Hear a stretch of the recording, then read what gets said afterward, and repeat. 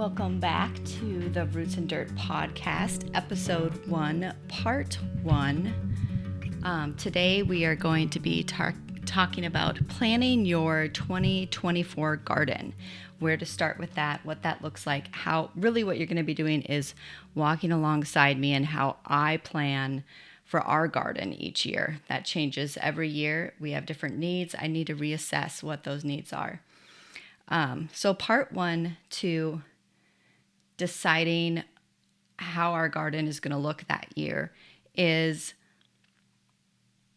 figuring out what our family is eating currently and what ingredients I need to grow to fill those meal needs. So, for instance, do you eat a lot of spaghetti? Well, what does sauce have in it? It has tomatoes, it has onions, it has peppers, things like that.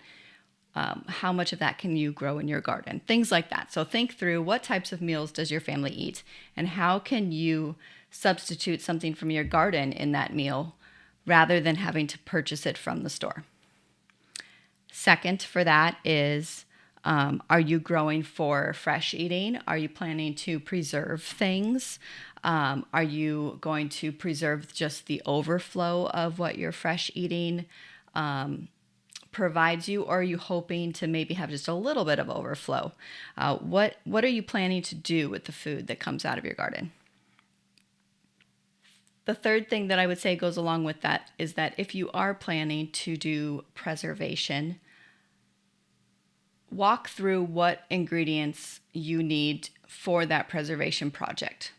For instance, let's take spaghetti sauce again, okay? Which I say spaghetti sauce. In my household, it's tomato sauce, but it's essentially a marinara that we use for, it's the base for everything that we use tomato base for. It doesn't matter if it is something chili based, if it's spaghetti, if it's whatever it might be, okay? So let's take that base for instance.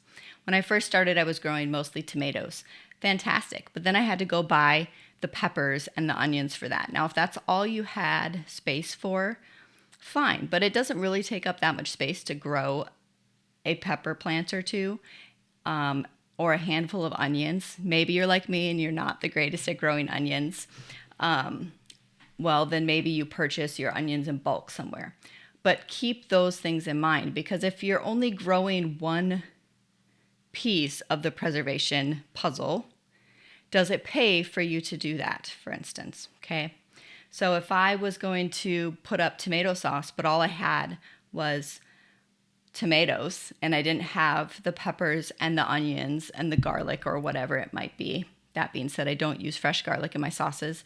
I use fresh garlic at the end if I'm going to use fresh garlic once it's already in my pot cooking for supper. Or I use granulated garlic in the sauce initially because I don't like the flavor that fresh garlic has once it's canned. So keep that in mind.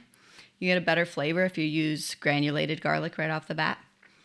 But I would much rather, if I only had tomatoes, preserve them as a diced tomato or maybe a stewed tomato or just a really simple flat tomato sauce without anything added to it, because it costs me more to go and purchase those other ingredients than it does to just can the single item. So keep that sort of thing in mind when you're planning.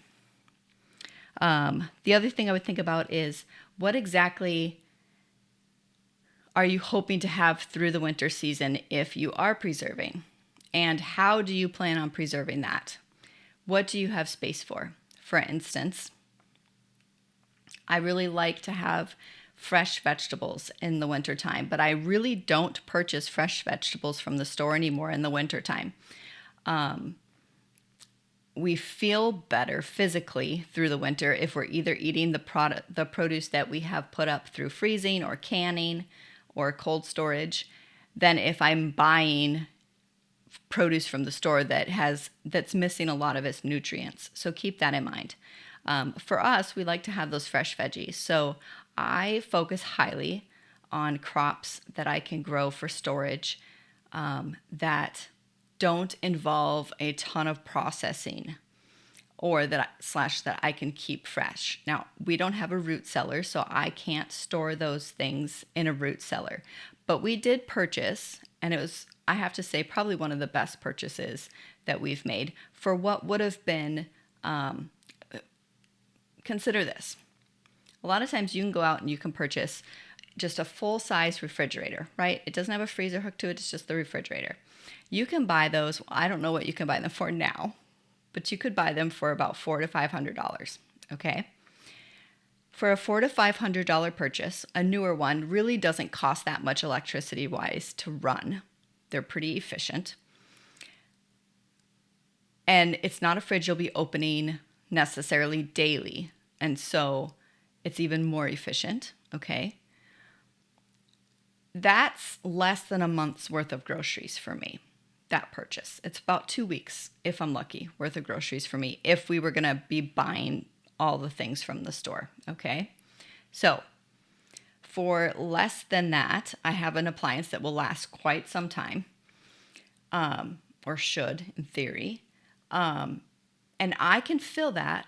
I can use it like a root cellar and fill it with produce that we can eat fresh through the winter. So at that point then I can focus highly on crops like beets and carrots, turnips, rutabagas, parsnips, all of those, kohlrabi, cabbages, all of those storage things that have traditionally been stored just as a whole fresh product that will last you long into the winter. It's March right now. It's the beginning of March. I have carrots and beets in my fridge still. I still have potatoes. I still have winter squash. And those will last for months yet. And so I will have fresh produce well through when I can start growing produce again from the garden. So it's not hard to preserve those things without having to freeze them or can them. And then you can still be eating fresh veggies and hummus and cabbage things and whatever else you might want through the winter, kohlrabis and all of that good stuff without having to preserve it a different way. It takes almost no effort on your end to do that. So keep that in mind in preservation. What types of things do you like to consume in the winter? If you're buying a ton of canned green beans and tomato sauce, maybe it's worth it to grow a lot of green beans so that you can put up green beans to substitute that out and not have to purchase it from the grocery store anymore. If you're buying a lot of canned tomato products from the grocery store all the time, maybe grow those so that you don't have to do that, right? So when I'm planning our garden, I'm focusing heavily on what can I eliminate, what can I grow to eliminate having to buy it at the store. I also like to consider the things that, onions are a good example. I am not the best onion grower. I can be, but I often don't give them the attention that they need in order to really produce really good sized onions for me. I don't need a big, huge onion. What I'm looking for is really, like a 3-inch bulb, maybe 3-4-inch bulb that will store well through the winter. A lot of storage onions really don't get that big. They get to be about 3 inches. And they store solid through the winter really, really well without any cold storage or anything like that at all. I can do a really good job at that, but oftentimes because I'm busy focusing on other things in the spring for the farmer's market or selling plants and things like that, I'm not focused on getting crops in the ground like that. And so keep that in mind. I then know I'm going to make some bulk purchases. I like to use Azure Standard. They have very high quality produce. I've always had really good luck with their onions, with a lot of their produce. As long as you store it well, it will store well. So I always know that in July-ish, I'm going to make a big bulk purchase of onions from them so that I have onions for the preserving season and to get us through winter and things like that. So those are the things that I'm considering right now as I'm sitting down. I'm considering, what am I going to want to eat this winter? Have my family's needs changed? We have 3 sons at home still that are all teenagers pretty much. Our youngest isn't quite there, but he's 12, so he eats like a teenager. Our daughter, though, has left. She no longer lives here. She's in college. She has her own place. But she does sometimes come back and obviously grab food from our pantry and things like that. So I am considering what are the types of things that she would maybe come back for. But also, what are the things that my sons are consuming? If I'm being totally honest, they mostly want protein and carbs. They'll willingly eat the vegetables. If I'm making a stir fry, they're going to gobble it up. They enjoy veggies, but they're not putting a giant salad on their plate constantly. They're not. We don't eat the same in the wintertime with them. On top of the fact that they're all in basketball, we're gone 5 to 6 nights a week at games and things like that and practices. So I'm also considering how are we eating now in this stage of our life? How does that look different than it did last year or the year before? If you're just starting, don't make it complicated, right? Like I would consider have a small garden and plan to only eat fresh. And then if you have extra, ask a neighbor how they preserve it and see what their favorite thing to do is. Maybe this is the year you just toss those few extra green beans in the freezer, right? You don't do anything complicated with them. So part 1 is figuring out what your family eats and how you can provide that out of the garden. If you are not already cooking, that would include like from scratch. That would include start cooking from scratch. Learn how to make these things. Learn what makes what. That's important. Step 2 is how much space do you have and what type of microclimate do you have in that space? Our home garden, which we no longer have at our house, we have since shifted all of our garden out to our larger garden that is it's really only probably half a mile away from where we are. Those two climates are very, very different. When we had our garden at home, we had mostly full sun, but we did have a break in the day from the really, really, really harsh sun. So in that like 2 to 4 o'clock hour, there were a few areas that got some shade. That was huge. Where our garden is now, it's full sun all day, every day, unless it's cloudy, from the time the sun comes up until the sun goes down, which is great, but it also has its downfalls, right? Like that can be really, really hard on plants. Many of them do not enjoy that harsh sun all day long, every day, with no cloud cover. So what type of climate are you growing in out there, even though it's full sun all the time, every day? We also, even with that, still, it freezes out there sooner than it froze at our house. So I'm in Minnesota, zone 4B, which I know everybody wants to know that type of thing, but to be honest, that's not as important. It's important if you're buying perennial plants to know what zone you are, because the zone determines how many days you stay at a certain temperature in the winter. So if a certain plant is going to die off at negative 14 degrees over the winter, you obviously don't want to plant that in where I'm living here, because odds are it will die at some point in time. We're going to have too many days that dip below that. So there's things to consider that way. But what's more important is how many days within that season do you have that grow food? So where we are, we have a pretty solid 90 days of really ideal growing conditions, okay? And then we have about 30 days on either end of that are much cooler, that sometimes in the spring you can grow sooner, that 30 days, and you can get some of those cooler crops in, but they don't always do the greatest. That's not always guaranteed. And then on the other end of that, we have about 30, sometimes 60, depending on the fall, where you could grow some things. You could grow some things under cover. You could protect them through some frost. But none of that is guaranteed. So I usually plan about 120 days worth of time that I have to grow our food. Now, We're in a northern climate. Like I said, we're in Minnesota.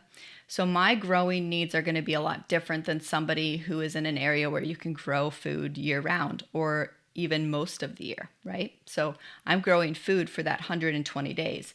But what I grow in that 120 days, I have to figure out how to preserve and keep for eating the whole rest of the year, because I'm not growing undercover in a greenhouse somewhere with a heater. I can't just...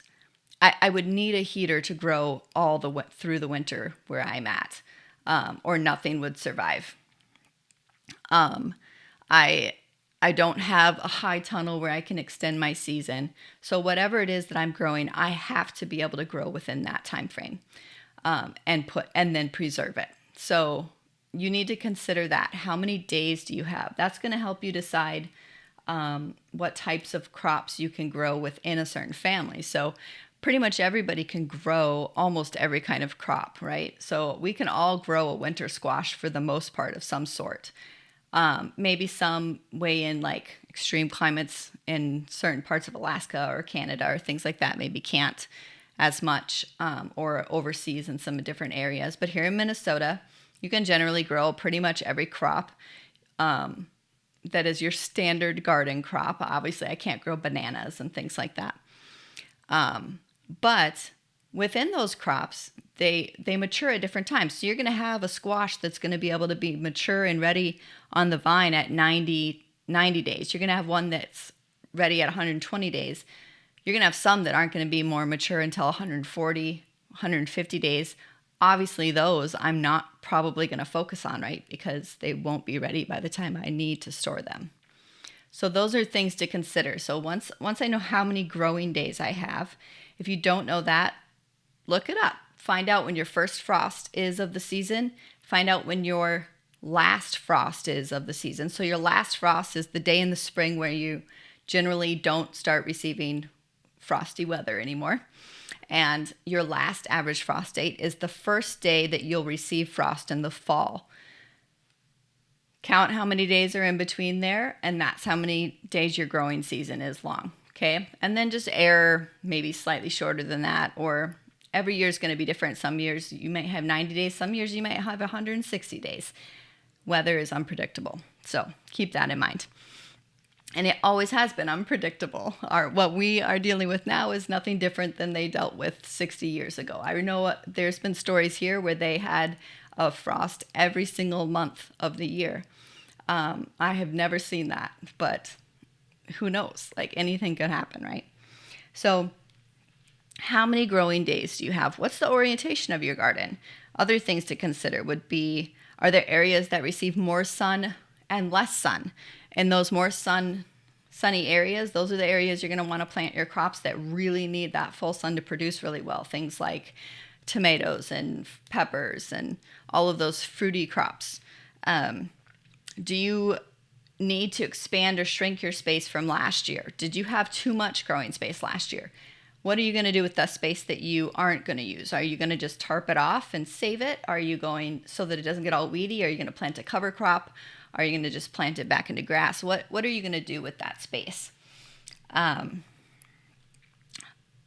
If you didn't have enough space, do you need to tarp off more space to kill what's there underneath it to build out? Are you going to till that up? What are you going to do to prepare that space?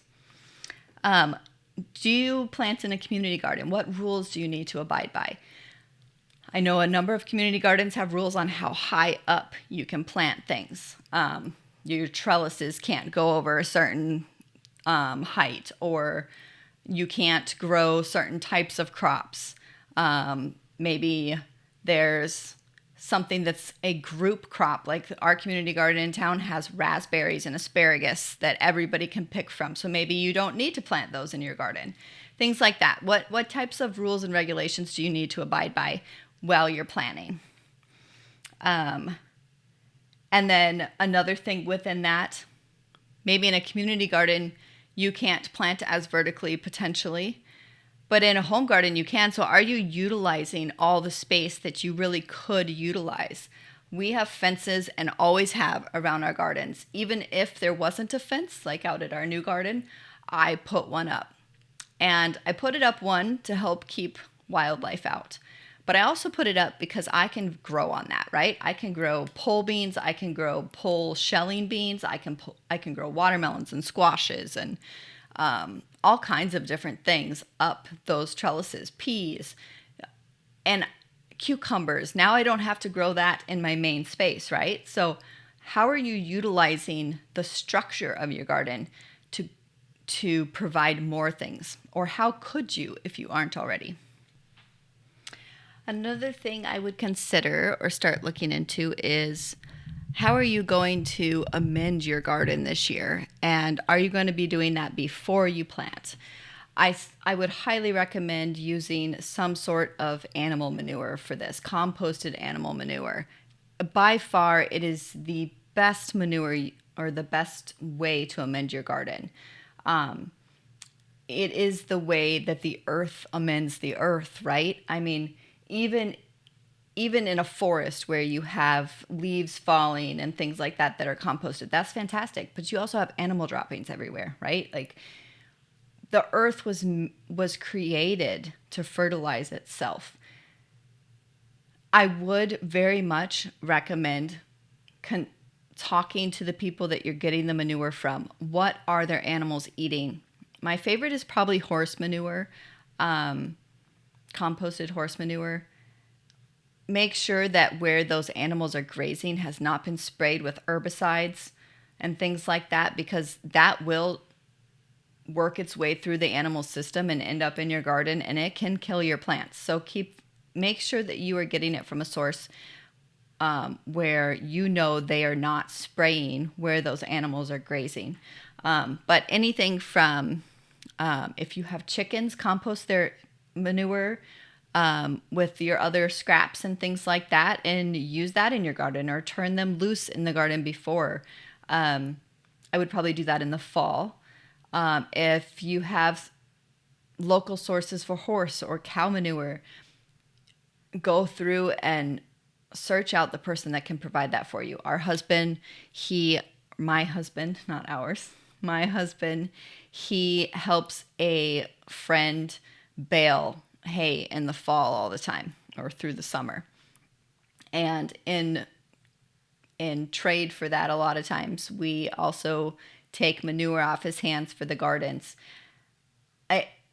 I really can't emphasize that enough. We have friends that struggled with different diseases and their plants growing well for a number of years. They finally put sheep manure in there, and their garden has been fantastic since then. So I highly, highly, highly recommend. It's the manure. It is the fertilizer that God intended for the earth. So I highly recommend doing that. If you're not going to amend in that way prior to planting, or maybe you can't figure that out this year and you need to just move on with something else, I do also really, really love Trifecta Plus from MIgardener. I'll try to put that in the show notes so that you can pop on over there. That's fantastic. I really, really like that fertilizer. And there's plenty of other natural ones. Dr. Earth has some good stuff. Fruition Seeds, where I get my seeds, there's lots of different fish emulsions and things you can use. You can make your own compost without manure, but just I would really highly recommend at some point seeking out. It's the best way to quickly build soil fertility. How much time do you realistically have to spend in your garden? Okay, so when I'm thinking about that last year I had a full-time job on top of all my other job, like projects and things that I did, and running the farmer's market and so on and so forth. But I also had a daughter home from college who was working off her tuition and was helping me in the garden. Now, I won't have that this year. She won't be home. She won't be working off any tuition, which is great and fine, but that's one less person, right? But I also didn't take on a larger full-time gig this year for the summer. Now, I can control that on my own, right? I still have probably 50-hour work week, real easy, with other projects and things. But, I'm not going to have an 80 to 90 hour commitment to different things during the week. So I might have a little extra time this year, which will be kind of nice. But keep that in mind. How much time do you have, and what systems do you need to put in place to prepare for that? So how will you manage your weeds? Do you plan on purchasing fabric mulches or things like that in order to help cut down on your time involved in those things? If you do, maybe you can plant a little bit bigger garden. If you can't afford to purchase those things, think outside the box. What else could you put down? Do you have a large yard where you could gather grass clippings? Make sure they are not sprayed. If they're sprayed, don't put them in your garden. But if you have something like that, you could mulch with grass clippings. That's fantastic, and it breaks down over the season and really fertilizes your plants with lots of nitrogen.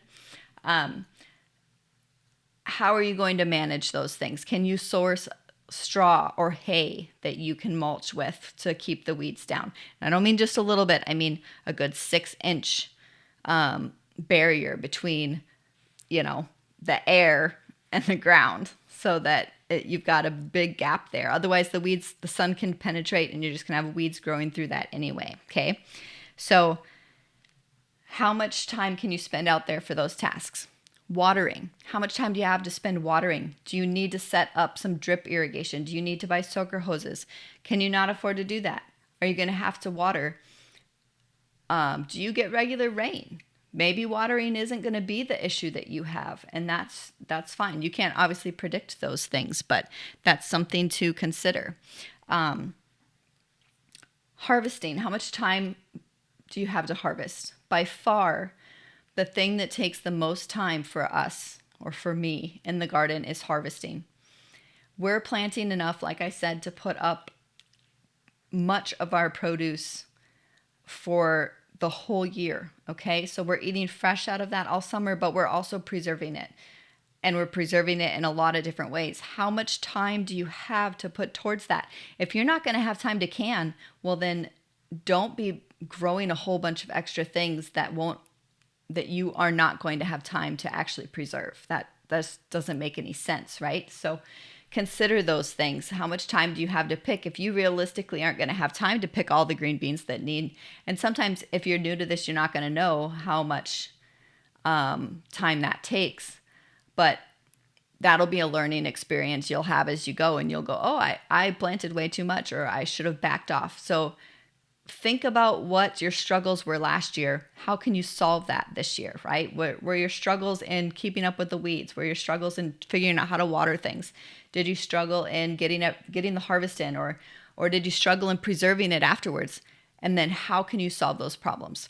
If you have questions about those things, pop them in the comments below, and we can try to work through some of that, or I can try to make some other videos regarding those questions. But so feel free to pop those garden planning questions down below. Also, we're going to be opening up the membership soon on our thing, and then at that point, we're going to do some monthly talks where you can come in and meet with us on a Zoom call, and we can, as a group, talk and chat and ask questions and work through things like that. So that is part 1 to this. I think this video will probably be long enough. Consider those things. So let's recap. What does your family eat? Don't be planting things your family doesn't like to consume. If you guys don't like Brussels sprouts, if you've never roasted them with bacon and sweet potatoes and things like that, or if you have and you still don't like them, don't grow Brussels sprouts, right? If no one can stand beets in any form, don't grow beets. If you don't like tomatoes for fresh eating, don't grow tomatoes for fresh eating. Grow tomatoes only that you can. Whatever it might be, what does your family consume? How can you replace something from the grocery store with something that you can grow? If you're only putting up condiments from your garden, pepper sauces or hot sauce, which is fantastic. We put up hot sauce every year. But if you're only putting up things like hot sauce and pepper jellies and jams and stuff like that, yeah, that helps take a dent out of your grocery budget. But those aren't the things that you're consuming. Maybe you are consuming them constantly all the time and you're going through jar after jar after jar, and it pays for you to do that. That's something that to consider. But I'm looking to replace meals, right? I want to actually put sustenance on the table for my family. That means we're growing lots of things like potatoes and winter squash. That may mean that you need to change your eating habits as well, which is the reality of a lot of people. It takes time to do that. So slowly break yourself into that type of thing. So grow the things you eat. And how can you replace those things with your garden? How much space do you have and what type of climate are you in? Consider those things. How are you going to amend that garden space? How are you going to attack the weeds? How are you going to address pests? How are you going to address watering, harvesting, all of those things? What's the orientation of your garden? Sit down and get all of that stuff on paper. What did you struggle with last year? How can you solve that problem? And solve those things before you step in and do the fun work of picking out varieties and moving on to the next step.